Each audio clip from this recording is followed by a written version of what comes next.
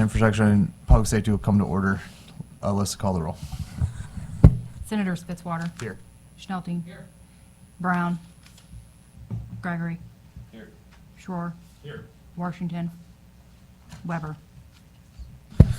Having a quorum, we'll start the hearing. We're going to wait to try to get some response from Senator Weber's office before we do executive session. Are any of you pressed for time or needing to go to another hearing?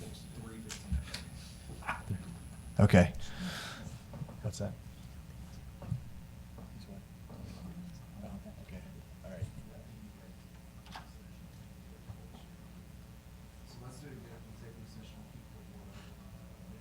They open. We just have the one bill. So, quorum being established, we'll move into executive session. I have a second. I have a second. Those in favor say aye. Aye. Opposed, no. The ayes have it. We're in executive session. I move that Senate Bill 74 be brought before the committee. Do I have a second? I have a second. All those in favor say aye. Aye. All those opposed, no. The ayes have it. The bill is before the committee. The bill was presented last week by Senator Hudson, and it prevents any political subdivision from banning open carry of firearms. Any discussion? Seeing none, I move that we vote the Senate Bill 74 do pass. Do I have a second? Is there any discussion on that motion? Let's call the roll. Senators Fitzwater. Aye. Schnelting. Aye. Brown. Gregory. Aye. Shore. Aye. Washington.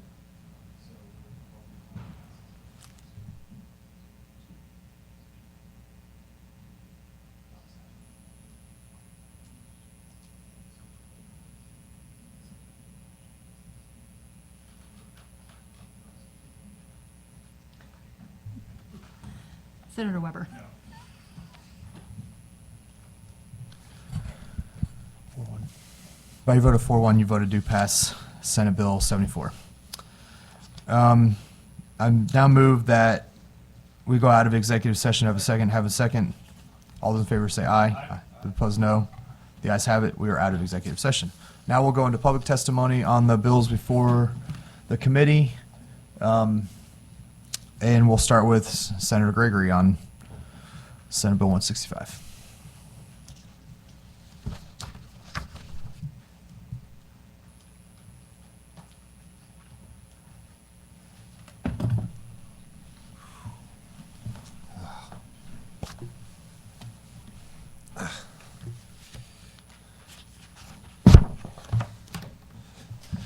Good afternoon, Mr. Chair, and we've got a lot more members of the committee present for this bill today than we did the last time I presented.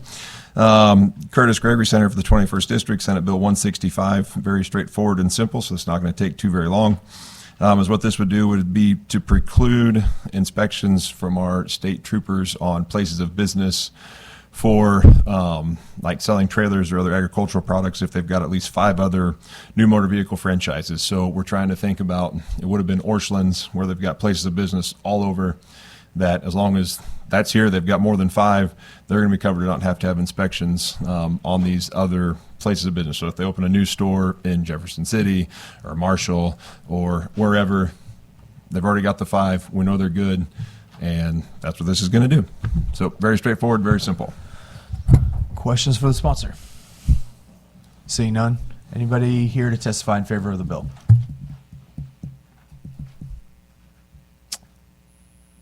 Anybody? Anybody here to testify in opposition to the bill?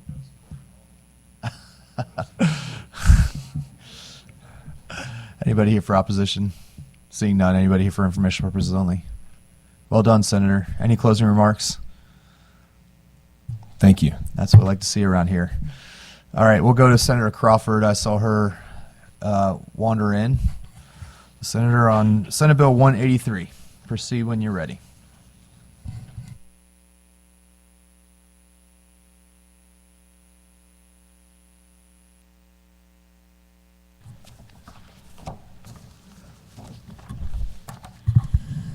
Thank you, Mr. Chair, members of the committee. For the record, Sandy Crawford, District 28. Thanks for the opportunity to let me present Senate Bill 183. This bill deals with changing the statutes on how personal property taxes are collected on vehicles. Current law requires our assessors to use NADA values specifically I think it's first of all, I think it's unreasonable for us to list a specific publication in the statutes, and so this will take NADA by name out of the statute, and it's going to say that we will use a nationally recognized publication to value the vehicles, and it also changes the trade-in value to retail to MSRP, the beginning point. In addition, this bill sets up a 25-year depreciation schedule with a minimum of $100 valuation on all vehicles over 25 years, and it requires the State Tax Commission to authorize the use of the publication and to pay for the publication by requesting an annual appropriation. When I filed this bill, I knew this was just a beginning point. It's still a work in progress. I really have no intention of making this a 25-year depreciation. And if you actually look at the fiscal note, you're going to find out that it has a positive fiscal note instead of negative. So definitely that was only meant to be a beginning point. At some point, I will have a sub that will reduce the number of years and probably do something with the minimum value. I think this bill requires 100. I probably want to make that 200 or so, because our smaller counties have a lot of vehicles that are very old, and I think if we take that bottom number completely off, it's going to be pretty devastating to some of our small areas. So anyway, I am happy to answer any questions. Again, from the very beginning, I knew this was a beginning point. I do think we need to do something. This is not where I want to be, but this is just a beginning, a place to begin the conversation, and I'm happy to answer questions. Yeah, Senator, thanks. I've got a few, and you and I've talked at length about this issue because we were trying to, my first 2 years, obviously it was a hot button issue, especially that first year I was here when those rates bumped hard for constituents. Right. Some 20, 25% year over year, which was just a crazy jump. And so we talked about some solutions for that over, I had a bill last year, and Senator Eigel obviously had a huge desire to figure out some solution here. So let me walk through a couple of the pieces that I know you and I have talked about just for the benefit of the committee to kind of think through some of the areas. Now, I think Senator Eigels used to have the 10-year depreciation schedule, and that was always a very aggressive number. Right. I think mine was a 15-year when I held it, and I know that was still kind of an aggressive number. What do you think? What would you like to see as far as the depreciation, like your amount of years until you hit that minimum $100 or $200 number? I'm actually seeing if we can get some numbers run, more accurate numbers run as far as what those depreciation schedules will look like. But I think 10 years is too aggressive, and I think 25 is not aggressive enough. So obviously we're going to be somewhere between there. I mean, I think 15-ish, but I still want to see the numbers, what they look like. But, if you have the fiscal note, I thought it was kind of interesting. If you look on page 4 of the fiscal note, actually the way they're collecting this now is not a whole lot of difference in some of the top categories and things like that. So, I'm having some numbers. Hopefully they're setting me up a spreadsheet where I can actually work with some numbers, make some change some different variables, and I'll be sure and share those with you. I know you and I both, we've talked about this in the past. We've, discussed different variations, but, I want to put something together that's reasonable, and 10 years is not reasonable at all. I plugged my own vehicle, my car, into that depreciation schedule, and it's nowhere near. I mean, my car is valued at much higher than what that depreciation schedule shows. So I think 10 years is completely unreasonable, and I also think 25 years is unreasonable. Yeah, so I get that, and you and I have talked about this too. Kind of the whole depreciation number to begin with. Is there a scenario where we move it from 33 1/3 and maybe drop it a couple percentage points, so just at the top level where we say, listen, like we're assessing these at a higher level than we need to out the gate? I think there's a lot of things that we can do. What I don't want to get us in a position, and you and I have talked about this also, there's all kinds of different tax cut bills out there, and I don't think it's prudent to cut every single thing out there. I think we probably need a broad discussion over tax policy in general, so we can actually maybe come up with something that's logical but not devastating. And the thing that since I am married to presiding commissioner of our county. This is going to be a direct effect on our county revenues. And while I know nobody likes to pay personal property taxes, this is one of their, the real property and property taxes are one of the places that we get our revenue to fix our roads and provide, essential services. So whether I want to be or not, I am definitely listening to the county's position on this too. And so I think there's a fine point between devastating them because they do have just limited resources to get Yeah, funds and from. So I'm very sensitive to that as And well. I appreciate that. Several rural counties myself, so I've heard a lot as I've carried these property tax bills. We talked about another piece that I think would be interesting potentially having a conversation about adding in is that there in any given year you can't bump the number up. So you're always Yes. depreciating, always going down, as opposed to you have a year where all of a sudden your car's worth 20% more Yes. based on some number that's because the market's weird.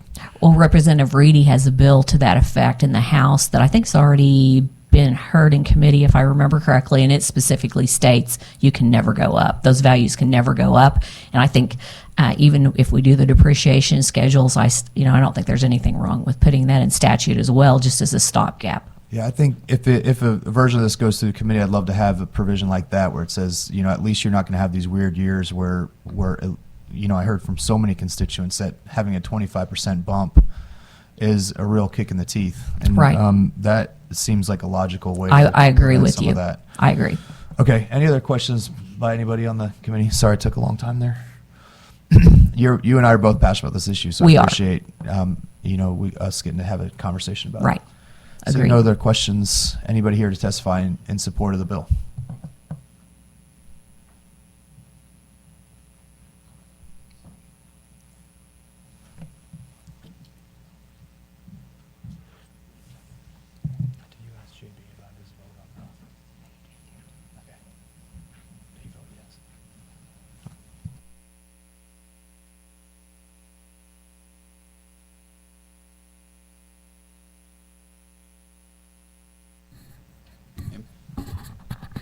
Mr. Chairman, members of the committee, my name is Kenny Moore. I'm the Boone County Assessor, and I'm here in support of Senate Bill 183. This correction in this bill has been long overdue. To name just one guide as a source in a statute raises a question of constitutionality. Over the last 4 years, the price I paid for NADA J.D. Power for the used car guide has went from $30,000 to over $60,000. I believe they are taking advantage of the fact that this is the only guide, that is listed in statute. Before J.D. Power purchased NADA, the Missouri Assessors Association purchased the guide for around $60,000 for the whole state. When we bid it the first time after J.D. Power took it over, the bid was $400,000. The last bid we got was about $1 million. So it's purely a function of them taking advantage of the statute. So, and it also, in the bill, it does say that the State Tax Commission should secure appropriations to get the guide to the county assessors. And I believe that is the correct way to go. It should be a function and a responsibility of the commission to provide an electronic database format to every assessor in the state. There's already a process in place that would allow the commission to go through a competitive bid process to ensure no one is overpaying for the guide.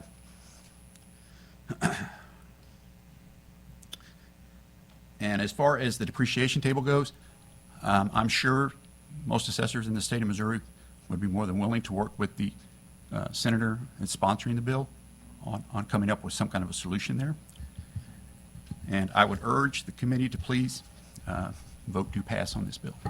Be glad to take any questions. Thank you, sir. I do have a couple questions for you. One, is there any other state that does just a statewide, their state picks the guide they're going to choose, they purchase it, and they give access to the counties to and I know every state's different on their property taxes, how they calculate, do all that, but do you know of any that's just, seems like they're doing a good job?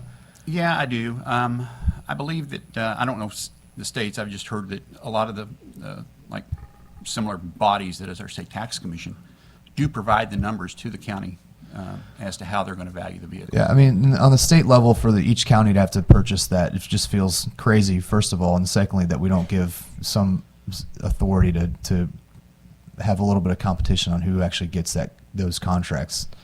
That certainly created some problems where it's more expensive to the counties, and it seems like it's also become more expensive to constituents because they've had to go off of values that may not align with where we'd like them to be. Sure. So thanks for coming and talking about that issue, because it's kind of in the weeds, but it's an important one that's impacting our local counties because they're paying for these guides themselves when it probably should be a state under the tax commission. Questions for this witness? Senator Gregory, go ahead. I just want to make sure I heard correctly. You said for your county to purchase access to that guide was $500,000? No, sir.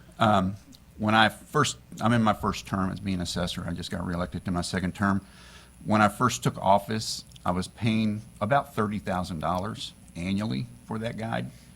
And in that term from now to then, I'm paying over $60,000.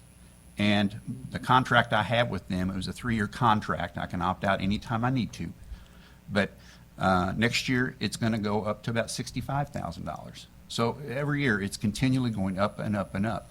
And they know with the current statute, the way it is written, that, you know, I really don't have a choice. I mean, I've got to use their guide. I mean, that's what statute says. There's a saying we have for that, but it's probably not appropriate in the committee to use. They've got you by the, you know what. Is that similar to every county? Every county probably pays that same fee, or do you think it differs per county? The way that J.D. Power does their pricing, it's based on the number of hits or the number of vehicles you have in your county. So Boone County has approximately anywhere from about 130 to 140,000 trucks, cars, and motorcycles, if you will. So they base my contract off of that, and they charge me a per hit, is what they call it. And I believe it ranges, I'm upwards around 35 cents a hit, if you will. Okay, thank you. Questions? Senator Brown. I just want to follow up with the previous senator's question. That sounds really nuts. Thank you, Senator, for that contribution. Any other questions for the assessor? Thank you, sir, for being here today. We do appreciate your testimony. Anybody else here to testify in favor of the bill?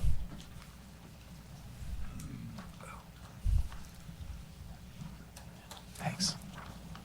Proceed when you're ready.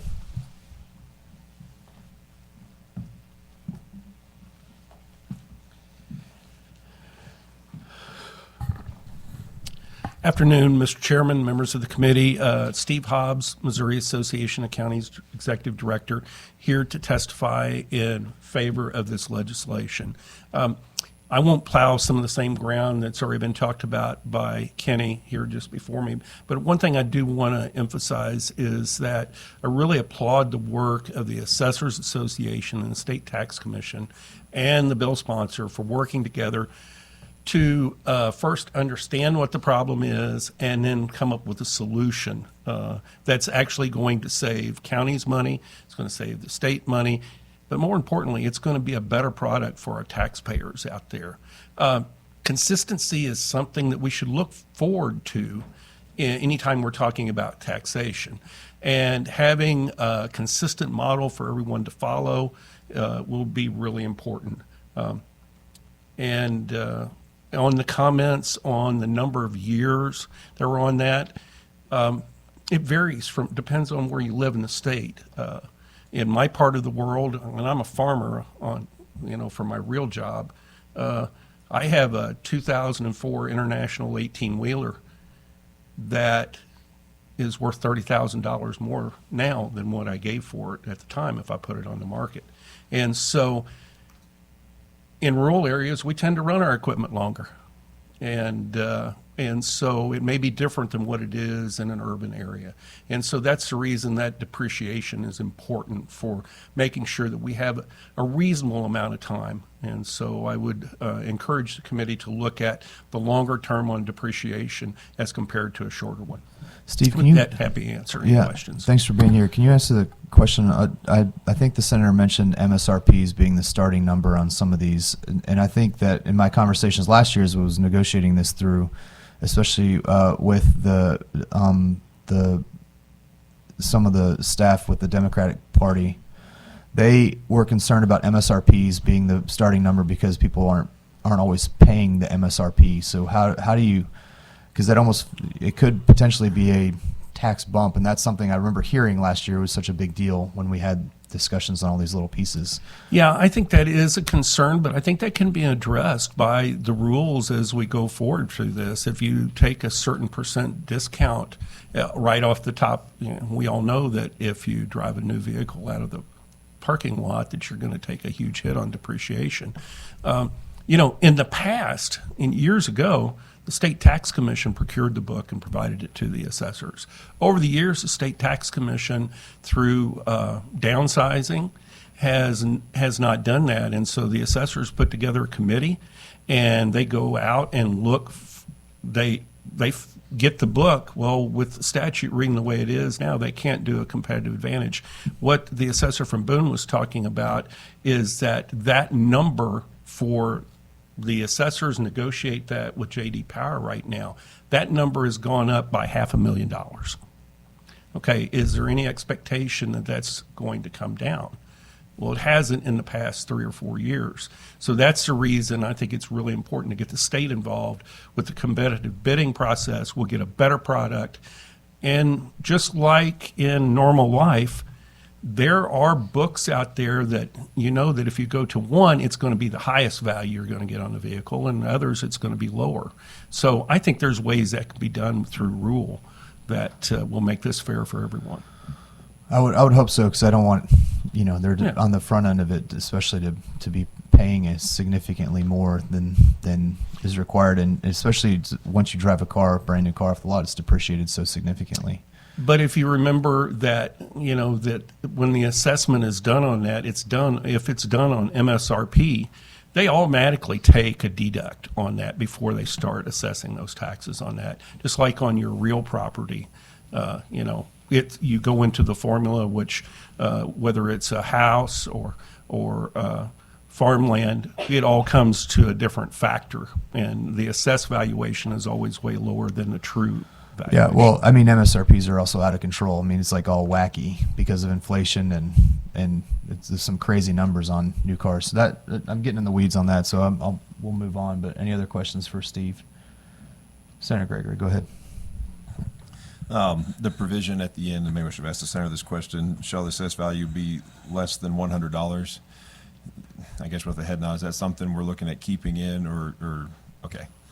Because I've got, as you said, I've got a '97 Chevy and an '06 Ford, so I pay substantially less than that on those older vehicles. So I want to leave a number at the bottom. I mean, we have a farm truck and we pay like under $10 on it. And I know that doesn't sound like a lot, and some people would say take that away completely. But when we did the fiscal note a couple of years ago, it was astounding to me the dollars that actually brought in, even though it's a small amount. I'm kind of thinking maybe $200 minimum. Some are $100, some are $300. On my truck right now, on my taxes, it's $200. So, I'm thinking maybe hit the middle, but I would like to leave that on just because even though it's a small amount that doesn't go away, it's still, those dollars add up. And in my county, there are hundreds and hundreds of vehicles that are older. And if you take, there aren't near as many new ones as there are old ones. And if you take that completely, if you go clear to zero, you're going to devastate the small counties because we do have older vehicles. And like I think Steve said, we drive our vehicles longer. So therefore, I think they're still going to be driving on the roads, so that money can still go toward taking care of roads and schools and things like that. So probably I'm going to maybe land around $200, something like that for a minimum, but I would like to leave it on there. Okay, thank you. And if I could, Mr. Chairman, one of the things that we're talking about here is we're talking about how much money the county will collect in taxes. But that's not the most important part of all this. It's your rural fire district, your levee protection districts, your special road districts, if you have them in your county. These entities are very dependent on personal property tax, and it makes up a huge portion of their budget. And so we also have to look out to protect some of those political subdivisions that are, very dependent on this revenue. Great.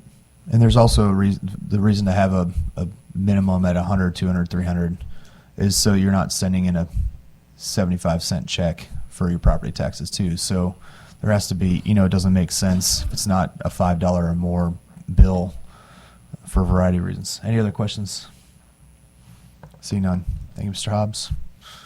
Anybody else here to testify in favor?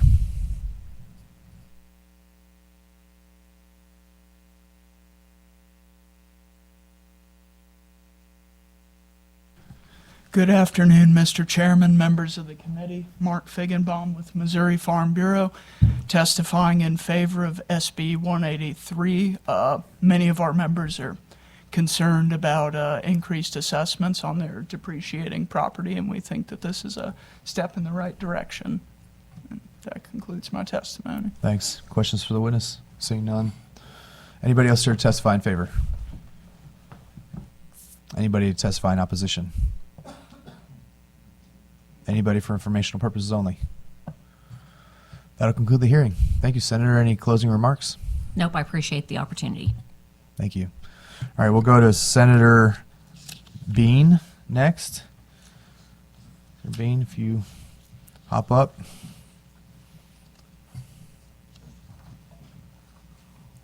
Proceed when you're ready, Senator. Thank you, Mr. Chairman, members of the committee. For the record, Jason Bean, State Senator for 25th District, here to present for your consideration Senate Bill 200. Senate Bill 200 is about farm vehicles and emission inspection requirements. This legislation would exempt certain farm vehicles from emission inspection requirements. These exempted vehicles would have to be older than 10 years old and used just for local farming operation or federally defined as covered farm vehicles. These are vehicles that operate solely within 50 miles of the farm or just transport products to and from the owner's farm or ranch. Many exemptions already exist for similar vehicles. Some examples of vehicles exempted from emission inspection requirements include school buses, vehicles that are heavy-duty diesel-powered and can carry more than 8,500 pounds, and vehicles manufactured before 1996.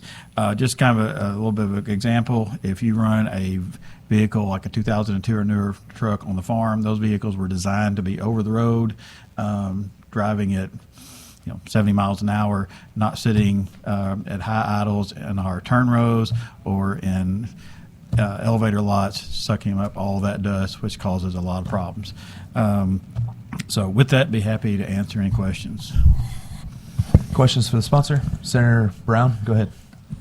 Thank you, Mr. Chairman.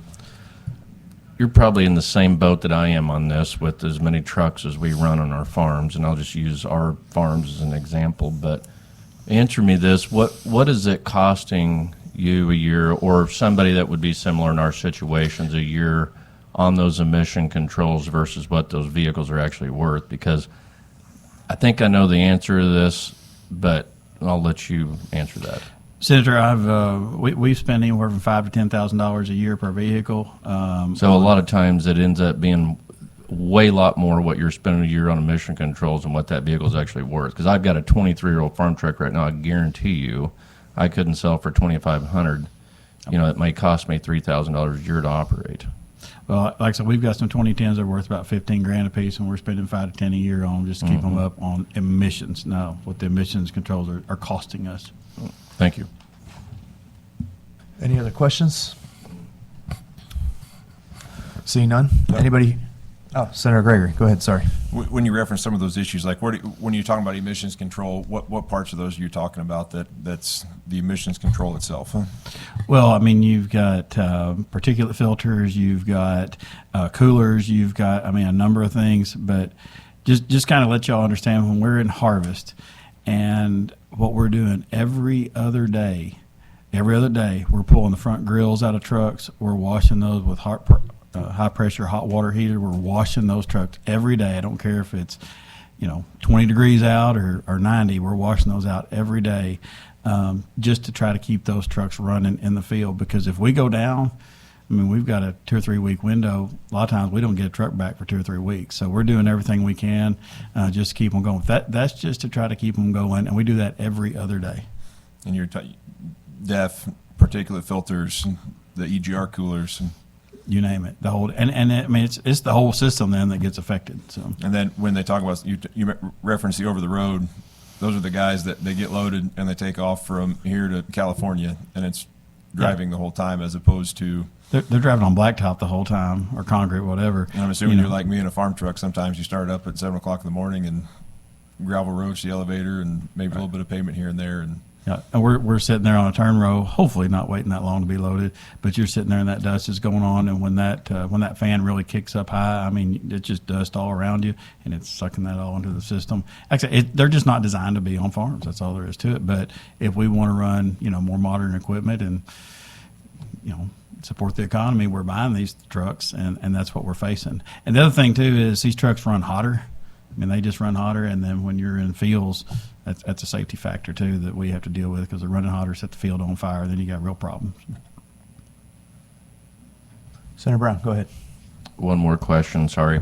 So would this include like 1-ton pickups, or is there going to be like a weight limit on like a gross vehicle weight limit on them? Or if let's say I have a truck that's a 2020 that's farm tag, could I delete the emissions on that? I think as long as you're within that 10-year window, you got to be 10 years or older, Senator. So. Well, thank you. Any other questions? Seeing none. Anybody here to testify in favor of the bill?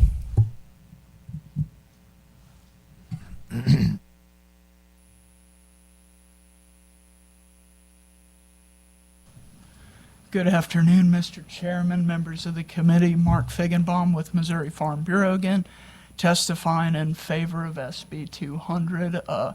Many of these trucks aren't driving all that far, and these restrictions can be incredibly cumbersome, and for those reasons, we're in support of this bill. Questions of the Farm Bureau? Seeing none, thank you for your testimony. Anybody else to testify in favor? This is for in favor here, Okay. In favor, Mr. Chairman. Ryan Gill with Missouri Soybean. We wanted to thank the bill sponsor. He outlaid the issue very well there. And, the good thing about this, it doesn't just help soybean farmers. You've got cotton farmers in southeast Missouri. You've got corn farmers in northwest Missouri, cattlemen all over our great state. So we appreciate him bringing the bill forward, and thank the committee for their time. It's great seeing you guys together again. Any questions for the witness? Seeing none, thank you for your testimony. Anybody else here to testify in favor?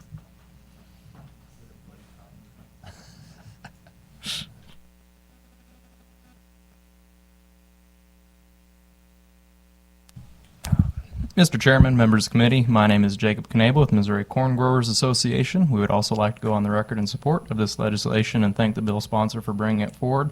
I think it's been well covered. The only thing I might add is that agriculture is a very time-sensitive industry, and we view this as being a bill that allows farmers to spend more time on the farm and not jumping through the hurdles with their emissions inspections requirements. With that, I'd be happy to take any questions you might have. Great. Questions for this witness? Seeing none, thanks for your testimony. Anybody else here to testify in favor?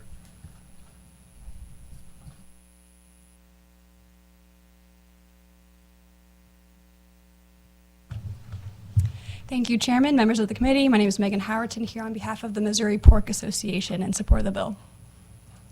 Any questions for this witness? Seeing none, thank you. Anybody else here to testify in favor? Anybody to testify in opposition? Anybody for informational purposes only?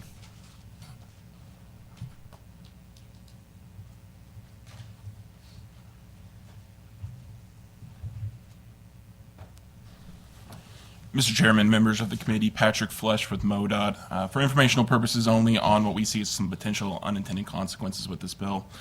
This bill is based off federal law, the Clean Air Act, that has a state component that is ran by DNR. MoDOT does not run any of that, does not regulate any of that or implement the program.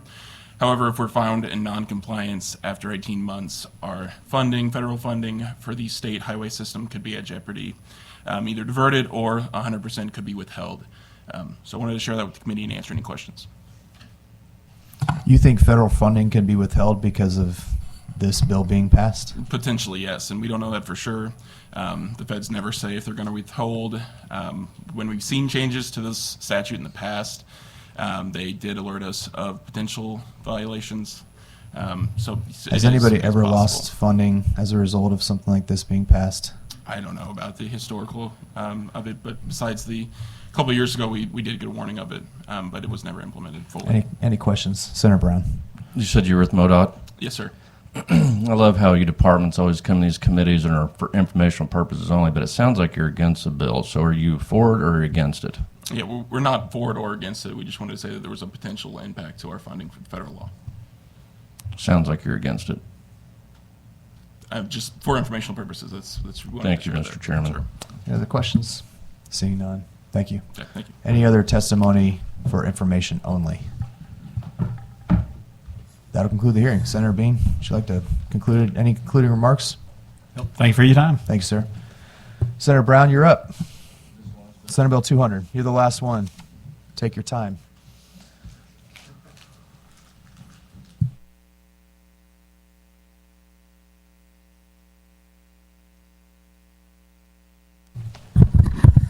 Mr. Chairman, I just want to state for the record and thank you that you always save the best for last.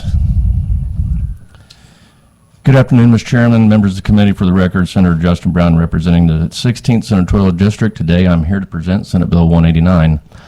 Senate Bill 189 adds vehicles operated by county or municipal park rangers to the definition of emergency vehicle. This will allow yielding to the right-of-way and the display of emergency lights. I passed this bill out of this committee about 4 times. It's made it across the governor's desk at least twice. I'm pretty sure unanimously in the House and the Senate, but it's always been added to larger transportation bills that get vetoed.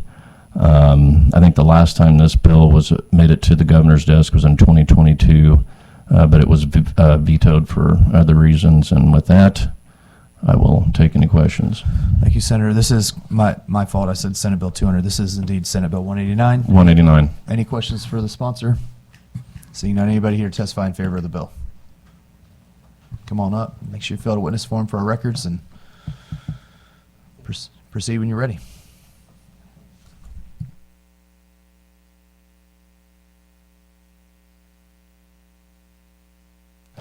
Afternoon, Chairman, Senators. Lieutenant Joel Monk, St. Louis County Park Rangers. I was here for the signing in 2022. It kind of broke our hearts when it got vetoed at the end. It was kind of depressing. Once we got that passed, it's going to benefit my park rangers, allowing us to do more traffic patrol in our parks. We have Creek Core Park, has a 30-mile-an-hour speed zone through it, runs next to our lake. People speed through there 45, 55, 65 miles an hour at times. This would benefit us in the ability not just to be able to follow them and wait for them to pull over to issue a citation. We would be able to pull them over at that time and issue the citation instead of waiting for them to pull over and park in our park. If they drive straight through, we just have to watch. It's one of those things that's kind of limits us. Once that was passed in 2022, I made sure that all my rangers have gone through St. Louis County Police Academy Emergency Vehicle Operations Control Training, EVOC training. They've all been certified. We're just waiting for the ability to be enacted, as well as our county ordinances have been changed for the same purpose. Okay. Thank you for being here. Appreciate that. Any questions for the witness? Seeing none, thank you for your testimony. Thank you. Anybody else here to testify in favor?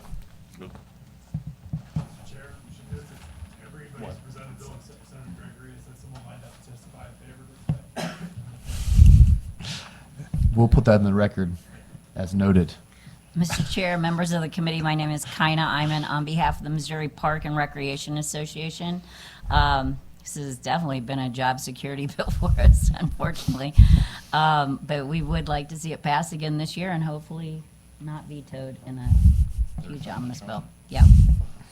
As a matter of fact, could you ask? This committee has never had a problem with this legislation, so we'll keep turnstiling it through here. Okay. Any questions? Seeing none. Anybody else here to testify in favor? Anybody in opposition?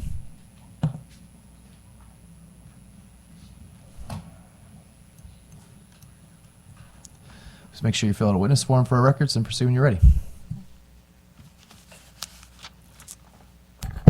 Lisa Panett with Armor Vine. I don't know if anybody's followed what's going on in your transportation committees, but they held one in Eminence, Missouri because of this issue.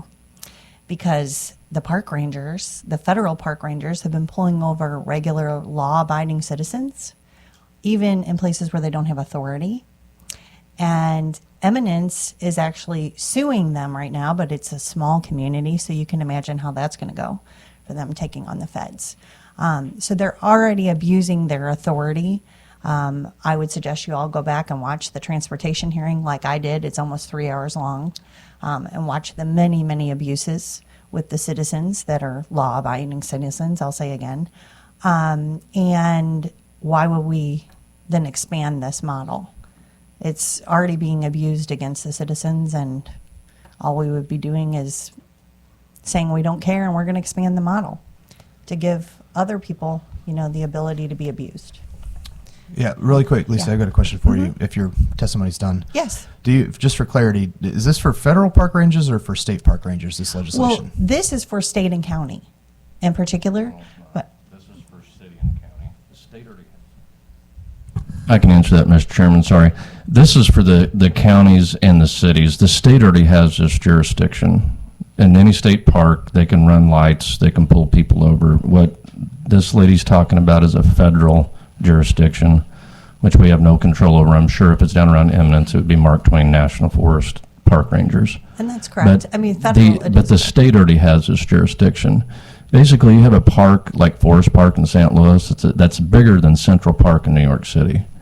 And to the gentleman that testified in favor of this, at first, he would probably concur with me on this. That's a huge park, and they literally can't pull anybody over. And I'm not sure how familiar you are with that area, but you can literally run from the central west end of St. Louis to almost Clayton and stay in that park. So if you got somebody that's robbed a bank or has committed some kind of crime or stole a car or whatever, they can't do anything about it right now because they don't have the jurisdiction to run lights and sirens.